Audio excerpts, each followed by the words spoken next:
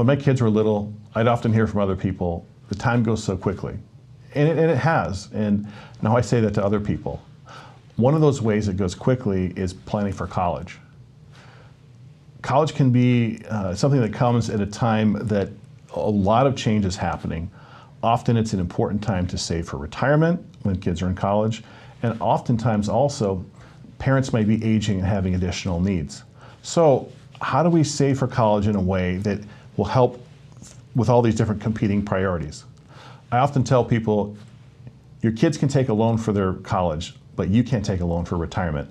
So as far as priorities go, I always encourage people to make sure you're saving enough for retirement first. Adding the additional layer of college savings can be a really important one, and there's different ways to do that. First of all, think about where kids may want to go or what you really want to aim for. Do you envision them going to a 4-year school, a 2-year school, or maybe going right into the workforce or into a trade school scenario? Those have different solutions and different costs. A 529 plan, which may be familiar, is an account you can save into, and all the growth is tax-free if it's used for post-high school education.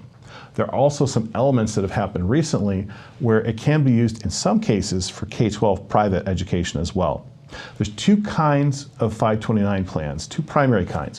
One is when you save into the account and it's invested and it will grow at whatever rate it grows at, and then it can be used, the account balance can be used for those needs, for education and those kinds of things.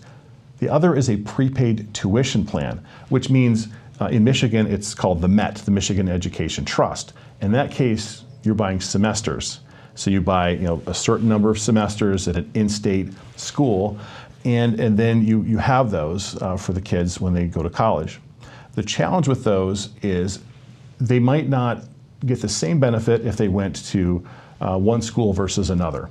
Whereas if you had it in the first one, an education savings plan, a 529 education savings plan, then if your child chooses to go to a less expensive school, then you would keep the difference. A different way of thinking about this, if taxes are not as important as just having flexibility, if maybe my kid doesn't go to college, would be setting up a taxable brokerage account, just an investment account. This is something that you could save in that would work for really any need that comes up along the way. It could be used for retirement, it could be used for buying a vacation property, it could be used for college. The benefit of that is flexibility. The downside is there is some tax on the capital gains, the growth of the account over time. What we found is it sometimes makes sense to have a combination of these two.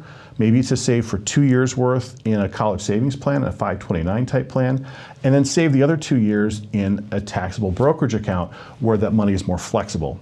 The last step would be thinking through, am I on track? Am I saving enough for my kids' college? What would it take to save to provide as much or as little as we want to provide for college?